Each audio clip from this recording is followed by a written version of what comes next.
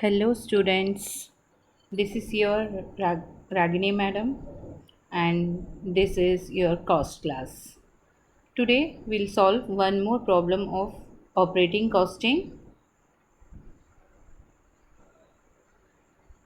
Say this is your problem. Shri Transport Company runs 4 buses between Gokak to Savdatti. The distance between two cities is about 100 kilometers. The seating capacity of each bus is 50 passengers. The following particulars are obtained from the books of the company for the month of November 2007. Okay. Salary of 4 drivers 5,000 per month each. Next to salary of 4 conductors 3,000 each per month. Diesel cost to rupees 2 per kilometer. Nodi illi total diesel cost ಕೊಟ್ಟಿಲ್ಲ per kilometer ಕೊಟ್ಟಿದ್ದಾರೆ. So you have to calculate the total kilometers run. Okay. Next repairs and maintenance rupees 0.50 per kilometer. ಇಲ್ಲಿಯೂ ಸಹ per kilometre ಕೊಟ್ಟಿದ್ದಾರೆ. Total kilometre run ನಿಮಗೆ ಇಲ್ಲಿಯೂ ಸಹ use ಬರುತ್ತೆ. Cost of each bus is 8,40,000. I think here 10 is missed. Yeah, 8,40,000. Life of each bus is 10 years. This is given, these two information is given for the purpose of a calculation of your depreciation. Okay. Next, interest and other charges is rupees 28,000. Commission on agents who bring the passenger rupees 1 per passenger per trip. ನೋಡಿ ಪ್ರತಿ ಒಬ್ಬ ಪ್ಯಾಸೆಂಜರಿಗೂ ಸಹ rupees 1 ಕೊಡ್ತಾರಂತೆ. ಈಗ ನೀವೇನು calculate ಮಾಡಬೇಕು ಹಾಗಾದರೆ total passenger travel during the period calculate ಮಾಡಬೇಕು, ಹೌದಲ್ವಾ? ಸೊ ಇಲ್ಲಿ ಟೋಟಲ್ ಕಿಲೋಮೀಟರ್ಸ್ ಬೇಕು ನಿಮಗೆ, ಡೀಸೆಲ್ ಕಾಸ್ಟ್ ಮತ್ತು ರಿಪೇರ್ಸ್ ಆ್ಯಂಡ್ ಮೇಂಟೆನೆನ್ಸ್ ಕಾಸ್ಟನ್ನು ಹಾಕಲಿಕ್ಕೆ, ಅದೇ ರೀತಿ ಟೋಟಲ್ ಪ್ಯಾಸೆಂಜರ್ ಬೇಕು ಕಮಿಷನನ್ನು ಕ್ಯಾಲ್ಕುಲೇಟ್ ಮಾಡಲಿಕ್ಕೆ. ಆ್ಯಂಡ್ ಆ್ಯಸ್ ಯೂಶ್ವಲ್ ನಿಮಗೆ ನಾರ್ಮಲಿ ಟೋಟಲ್ ಪ್ಯಾಸೆಂಜರ್ ಕಿಲೋಮೀಟರ್ ಅಂತೂ ಬೇಕೇ ಆಗುತ್ತೆ. ಓಕೆ. ನೆಕ್ಸ್ಟ್ ಇನ್ಫಾರ್ಮೇಷನ್ ನೋಡಿ, actual passengers carried were 80% of the total sitting capacity. All bus runs for 30 days in a month. Okay. ಮಿಸಿಲಿನಿಯಸ್, ಈಗ ಕೆಲವೊಂದು ಸಾರಿ ನಿಮಗೆ 30 days ಅಂತ ಕೊಟ್ಟಿರೋದಿಲ್ಲ, ಬೇಕಾಗೋದಿಲ್ಲ. ಇಲ್ಲಿ ನವೆಂಬರ್ ಮಂತ್ ಅಂತ ಹೇಳಿದ್ದಾರೆ ಅಲ್ವಾ, so by default all days run ಆಗುತ್ತೆ ಅಂತ ಕನ್ಸಿಡರ್ ಮಾಡಬೇಕು. How many days there are in a particular month ಅಂತ ಕನ್ಸಿಡರ್ ಮಾಡಿದರೆ ಅಲ್ಲಿ ನಿಮಗೆ ಡೇಸ್ ಸಿಕ್ಬಿಡುತ್ತೆ ಫಾರ್ಮುಲಾಗೆ. Okay. Next miscellaneous expenses 15,000. Each bus makes 1 round trip per day. ನೋಡಿ ಇಲ್ಲಿ ಫಸ್ಟ್ ಇನ್ಫಾರ್ಮೇಷನಲ್ಲಿ ಏನೂ ಕೊಟ್ಟಿರಲಿಲ್ಲ. Distance between the two cities Gokak and Savadatti is 100 kilometer ಅಂತ ಕೊಟ್ಟಿದ್ದಾರೆ. Whether the bus makes 1 trip R onward journey return journey ಏನೂ ಹೇಳಿರಲಿಲ್ಲ. ಬಟ್ ಇಲ್ಲಿ information 1 round trip per day ಅಂದರೆ ಆನ್ವರ್ಡ್ ಆ್ಯಂಡ್ ರಿಟರ್ನ್ ಜರ್ನಿ ಎರಡನ್ನೂ ಕನ್ಸಿಡರ್ ಮಾಡಬೇಕಾಗತ್ತೆ. Okay. Find out the cost per passenger kilometre, how much he wants to earn a profit. ಇಲ್ಲಿ ತುಂಬ important ಈ problem, ನಿಮಗೆ ಕರೆಕ್ಟಾಗಿ ನೋಡ್ಕೊಳ್ಳಿ. How much he wants to earn a profit of 20% on bus fare. ಇಲ್ಲಿ ನೋಡಿ on bus fare ಅಂತ ಹೇಳಿದ್ದಾರೆ, ಆನ್ ಕಾಸ್ಟ್ ಅಲ್ಲ, ಆನ್ ಫೇರ್. ಫೇರ್ ಮೇಲೆ 20% ಪ್ರಾಫಿಟನ್ನು ಅರ್ನ್ ಮಾಡೋದಿದ್ರೆ ಅವನು ಎಷ್ಟು ಫೇರನ್ನು ಫಿಕ್ಸ್ ಮಾಡಬೇಕಾಗತ್ತೆ ಅಂತ. ಕೆಲವೊಂದು ಸರಿ ಏನು ಮಾಡ್ತಾರೆ, ಫಿಕ್ಸ್ ಅ ಫೇರ್ ಬಿಟ್ವೀನ್ ಸಿಟೀಸ್. ಈಗ ಗೋಕಾಕ್ ಟು ಸವದತ್ತಿ ನಿಮ್ಮ ಬಸ್ ಫೇರನ್ನು ಫಿಕ್ಸ್ ಮಾಡಿ ಇಂತಿಷ್ಟು ಪರ್ಸೆಂಟೇಜ್ ಆಫ್ ಪ್ರಾಫಿಟನ್ನು ಇಟ್ಕೊಂಡು ಅಂತ ಹೇಳಿರ್ತಾರೆ. ಸೊ ಅದನ್ನೆಲ್ಲ ಹೇಗೆ ಮಾಡೋದು ಅಂತ ಈ ಪ್ರಾಬ್ಲಮಲ್ಲಿ ಗೊತ್ತಾಗುತ್ತೆ. Okay. As usual first calculation ನಿಮಗೇನು ಪ್ಯಾಸೆಂಜರ್ ಕಿಲೋಮೀಟರ್ ಕ್ಯಾಲ್ಕುಲೇಷನ್ ಆಗಬೇಕು. ಪ್ಯಾಸೆಂಜರ್ ಕಿಲೋಮೀಟರ್ನ ಫಾರ್ಮುಲಾ ಹಾಕಿದ್ದೀನಿ ನಾನಿಲ್ಲಿ. ಫಾರ್ಮುಲಾಕ್ಕೆ ಅಕಾರ್ಡಿಂಗ್ಲಿ ಎಷ್ಟು ಬಸ್ ಇದೆ, 4 ಬಸ್ ಅಂತ ಹೇಳಿದ್ದಾರೆ ಅಲ್ವಾ, 4 ಬಸ್ ಹೇಳಿದ್ದಾರೆ. 4 bus, number of buses 4, 100 kilometers apart, 2 ಸಿಟಿಯ ಮಧ್ಯೆ ಇರೋ distance. Onward and return journey ಆಗಿರೋದ್ರಿಂದ 2 ಟ್ರಿಪ್ಸ್ ಅಂತ ಕನ್ಸಿಡರ್ ಮಾಡಬೇಕಾಗತ್ತೆ. ನಾನಿಲ್ಲಿ ಡಿಸ್ಟೆನ್ಸನ್ನೇ ತೊಗೊಂಡೆ ಫಸ್ಟು. ಡಿಸ್ಟೆನ್ಸ್ ಆದಮೇಲೆ ಕೆಪಾಸಿಟಿ ಆಫ್ ಈಚ್ ಬಸ್ ಇಲ್ಲಿ 50 passengers ಉಲ್ಟಾ ಮಾಡಿದ್ದೀನಿ. 30 days ಅಂದರೆ ನಂಬರ್ ಆಫ್ ಡೇಸ್ ಎಷ್ಟು ಅಂತ ಹೇಳಿದ್ರೆ 30 days. Actual capacity utilised 80%. ಎಲ್ಲನೂ ನಿಮಗೆ ಪ್ರಾಬ್ಲಮಲ್ಲಿ ಕೊಟ್ಟಿದ್ದಾರೆ. ಅದನ್ನು ಕನ್ಸಿಡರ್ ಮಾಡಿ ಎಲ್ಲ ಫಾರ್ಮುಲಾಕ್ಕೆ ಅಪ್ಲೈ ಮಾಡಿ ಟೋಟಲ್ ಪ್ಯಾಸೆಂಜರ್ ಕಿಲೋಮೀಟರ್ ಎಷ್ಟಾಯಿತು ನಿಮಗೆ, 9,60,000 ಆಯಿತು.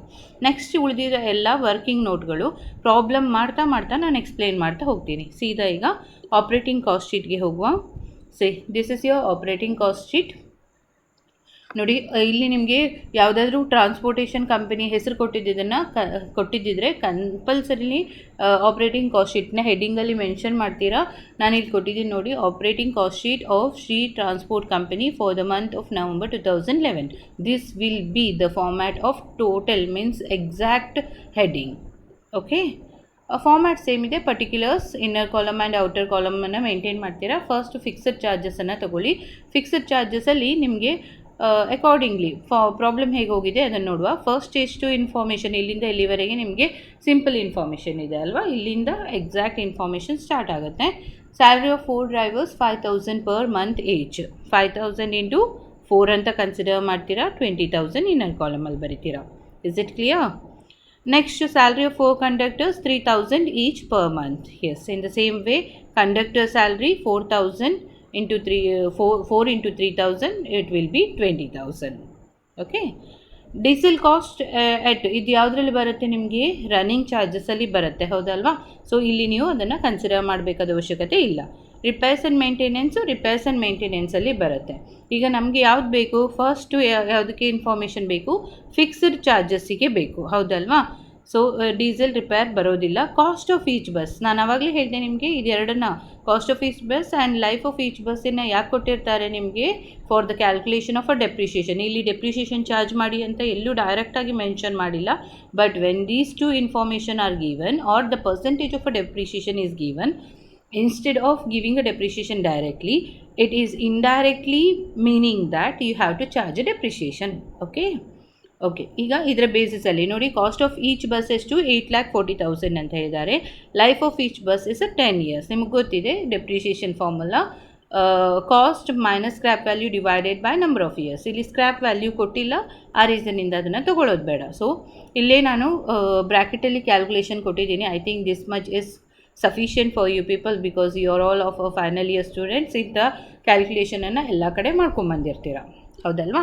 ಡೆಪ್ರಿಷಿಯೇಷನ್ 8,40,000 ಡಿವೈಡೆಡ್ ಬೈ 10 ಅಂತ ಮಾಡಿದೆ ಅಂದರೆ it's A life of the bus 84,000 ಬಂತು. 84,000 ಡಿವೈಡೆಡ್ ಬೈ 12 ಯಾಕೆ ತೊಗೋಬೇಕು ಇಲ್ಲಿ? ಡಿವೈಡೆಡ್ ಬೈ 12 ಯಾಕೆ ಮಾಡಬೇಕು ಹೇಳಿ? We are calculating the cost sheet for the month. 1 ಮಂತಿಗೆ ಸಂಬಂಧಪಟ್ಟ ಇನ್ಫಾರ್ಮೇಷನನ್ನೇ ಹಾಕ್ತಾ ಇದ್ದೀವಿ, ಹೌದಲ್ವಾ? ಸೊ 1 ಮಂತ್ ಇದು ಮಾತ್ರ ತೆಗೀರಿ. 7,000 ಬಂತು. 7,000 will be the depreciation of a single bus. ನಾವೀಗ ಎಷ್ಟು ಬಸ್ ಇದು ಕ್ಯಾಲ್ಕುಲೇಟ್ ಮಾಡಬೇಕಾಗಿದೆ?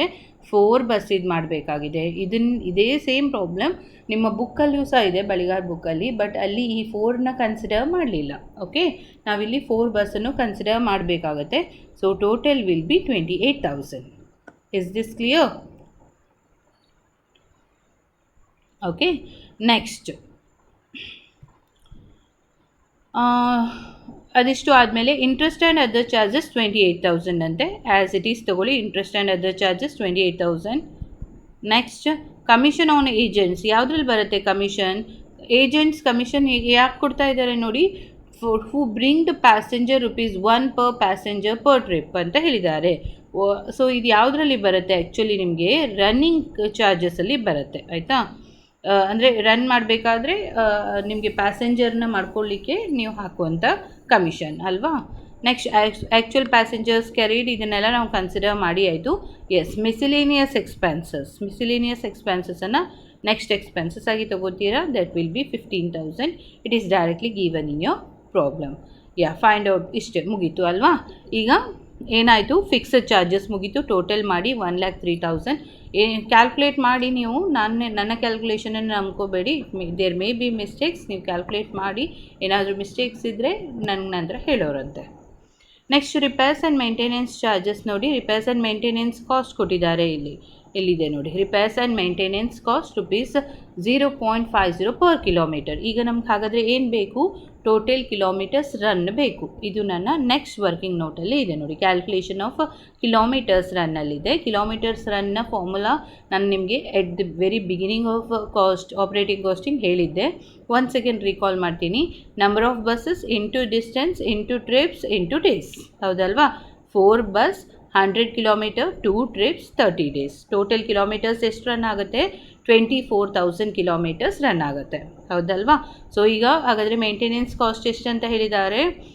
Repairs and maintenance 0.50 per kilometre. ಇದೆರಡನ್ನು ಮಲ್ಟಿಪ್ಲೈ ಮಾಡಿದರೆ ನಿಮಗೆ ಟೋಟಲ್ ಮೇಂಟೆನೆನ್ಸ್ ಕಾಸ್ಟ್ ಸಿಗುತ್ತೆ 0.50 ಇಂಟು 24,000 ಕಿಲೋಮೀಟರ್. ಓಕೆ, ನೆಕ್ಸ್ಟ್ ಇರೋದು ರನ್ನಿಂಗ್ ಚಾರ್ಜಸ್ಸಿಗೆ ಬನ್ನಿ. ರನ್ನಿಂಗ್ ಚಾರ್ಜಸ್ಸಲ್ಲಿ ಫಸ್ಟ್ ನೀವು ತೊಗೋಬೇಕಾಗಿದ್ದು ಡೀಸೆಲ್ ಕಾಸ್ಟನ್ನು ತೊಗೋತೀರಾ. ಡೀಸೆಲ್ ಕಾಸ್ಟು ಸಹ ₹2 per kilometer ಹೇಳಿದ್ದಾರೆ. And you have calculated the total kilometres run, that is 24,000 already. So ₹2 into 24,000 is 48,000. Okay. Next agents commission ಇದೆ ಅಲ್ವಾ, commission of agents who bring the passenger ₹1 per passenger ಅಂತ ಹೇಳಿದ್ದಾರೆ. So ಈಗ ಪುನಃ ನೀವು ಯಾವುದನ್ನು ಕ್ಯಾಲ್ಕುಲೇಟ್ ಮಾಡಬೇಕಾಯಿತು ಹಾಗಾದರೆ, total passengers travel during the period. ನೋಡಿ, ಕ್ಯಾಲ್ಕುಲೇಷನ್ ಆಫ್ ಕಮಿಷನ್ ಆಫ್ ಏಜೆಂಟ್ಸಲ್ಲಿ ನಾನು ಆ ಕ್ಯಾಲ್ಕುಲೇಷನನ್ನು ಕೊಟ್ಟಿದ್ದೀನಿ. Commission for agents ₹1 per passenger. So the total passenger travel during the period where total passenger, ಈ ಫಾರ್ಮುಲಾನು ನಾನು ಬಿಗಿನಿಂಗಲ್ಲಿ ಹೇಳಿದ್ದೆ. ನೋಡಿ, ಫಾರ್ಮುಲಾ ಒನ್ಸ್ ಅಗೇನ್ ರೀಕಾಲ್ ಮಾಡ್ತೀನಿ. Number of bus into trips into capacity of each bus into days into capacity utilised. Accordingly 4 buses, 2 trips, 30 days, 50 passengers, 80%. So total passengers travelled ಎಷ್ಟಾಯಿತು? 12,000 passengers. Commission ₹1, accordingly ₹12,000 is the total commission. Agents commission 12,000. Total running charges ಎಷ್ಟಾಯಿತು? 60,000 ಆಯಿತು.